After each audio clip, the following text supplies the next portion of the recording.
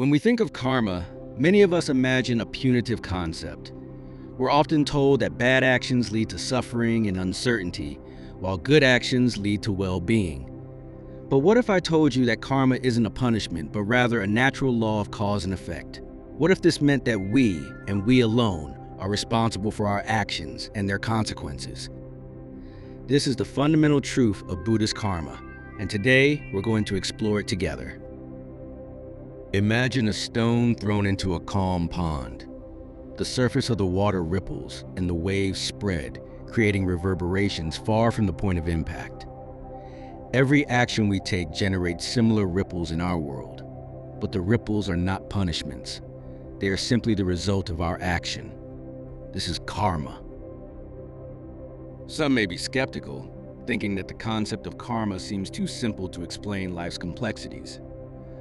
But let me ask, have you ever noticed how certain choices lead to disappointing outcomes, while other seemingly insignificant ones can radically change the course of your life?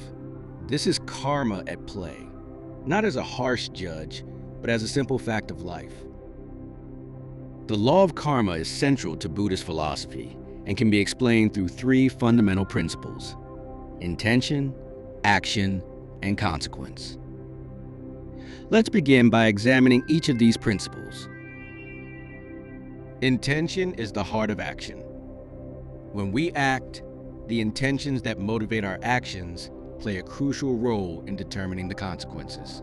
If an act is performed with pure and compassionate intentions, the consequences will have a different quality than an act performed with selfish or harmful motivations. It is not the act itself that defines karma, but the intention that accompanies it. Let's take a practical example.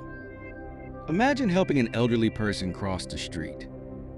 If you do it because you want to feel good or because you desire the approval of others, the action will have a certain kind of karma. But if you do it wholeheartedly, with genuine concern for that person's well-being, the consequences of your actions will be very different. Essentially, your karma reflects who you are and your inner motivations. The second principle is action. Our actions don't just affect the present, they shape our future. We can't escape the consequences of our choices. Every time we make a choice, we are sowing seeds along our path. If we sow kindness, we will reap kindness. If we sow conflict, we will reap conflict. We can see this in our daily lives. A kind word can build relationships, while a negative comment can be deeply damaging. Now let's consider another example. Suppose you decide to undermine the success of others to lift yourself up. You might gain a brief sense of superiority, but in the long run, you'll isolate yourself and lose friendships. Conversely, if you support the success of others and celebrate their achievements, you'll build sincere bonds that will lead to a life filled with friendships and fulfillment. The third principle concerns consequences. This is where the true beauty of karma emerges. Consequences aren't necessarily immediate. Sometimes they may manifest in unexpected ways and at a later date. This can lead to frustration, especially when we see people committing acts of injustice and seemingly not suffering the consequences. However, karma doesn't act as an immediate punishment.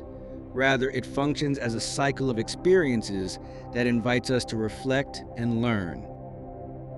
This leads us to explore one of the most fascinating dynamics of karma, the idea of having more than one life to resolve our actions. In the Buddhist vision, reincarnation is a central concept.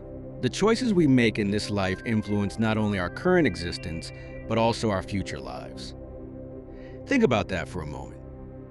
Embracing responsibility for our actions means we are able to shape not only our present, but also our future. But how can we apply these ideas to everyday life? Here's a simple exercise you might try. At the end of the day, take a few minutes to reflect on your actions. Ask yourself, what were my intentions? How did my actions affect the people around me? This simple observation exercise can help you become more aware of your choices and their consequences. Beginning to view karma as a responsibility rather than a punishment frees our minds from a sense of fatalism. We are not predestined to live in a cycle of suffering or to suffer atrocities. We have the power to make conscious decisions and change our path. Every day we are presented with opportunities to act positively and altruistically. Now let's consider a common enemy we all face, the idea that karma is immutable. Many believe that once an action has been performed, there's no way to change its effect. This is a fundamental misunderstanding. Karma isn't a rigid system of punishments or rewards. It's fluid and, more importantly, can be significantly influenced by our subsequent choices. Imagine making a mistake towards someone, like speaking rudely to them during a conversation. You might feel frustrated and regretful, feeling like you've ruined your relationship. But this is where the beauty of karma comes into play. You can decide to make amends for your actions, sincerely apologize to that person, show empathy, and try to restore your connection. Your subsequent positive actions can actually rebalance the situation, creating a better and more meaningful outcome. Awareness of karma invites us to observe how we want to interact with the world. If you observe your actions through the lens of karma, your daily decisions will take on greater meaning and deeper intention. Every small gesture matters. Every word, every smile, every choice offers the opportunity to sow seeds of good or evil in the garden of life. Furthermore, another interesting aspect is collective karma. Not only do your individual actions influence your destiny, but also those of the people around you. Social interactions and dynamics play a huge role in the consequences we experience. When we act with love and compassion within our community, we foster a healthy environment. Likewise, toxic behaviors can poison entire social dynamics. If you're watching this video, you're probably a curious and thoughtful person. I invite you to consider your role in this vast system of karma. How can you begin to cultivate a life of positive action? And not just for yourself, but for others. The questions we face daily form the basis of our choices. Every act of kindness, every act of love, every effort to understand others contributes to creating a better world. In today's video, we've only touched the surface of Buddhist karma. We've examined intention, action, and consequence, exploring how our daily choices have the power to transform our lives and the lives of others. I invite you to bring this awareness with you. Ultimately, we realize that karma isn't a judge, but rather a dance of cause and effect. Don't let thoughts of punishment or revenge guide you. Allow the idea of responsibility and personal growth to motivate you to live consciously. Every day is an opportunity to simplify your karma. Every gesture, every word is a seed that manifests in unexpected ways.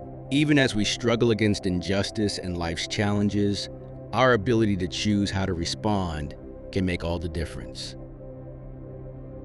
Continue to explore your relationship with karma. Never stop observing your actions and learning from them. Remember that true change begins within. Embrace the power of your decisions and let your path be illuminated by awareness of the consequences. On this journey, you are not alone. We are all part of a great fabric of human interconnections, and every time we choose to act with love and compassion, we weave a new story. Now, I leave you with this reflection.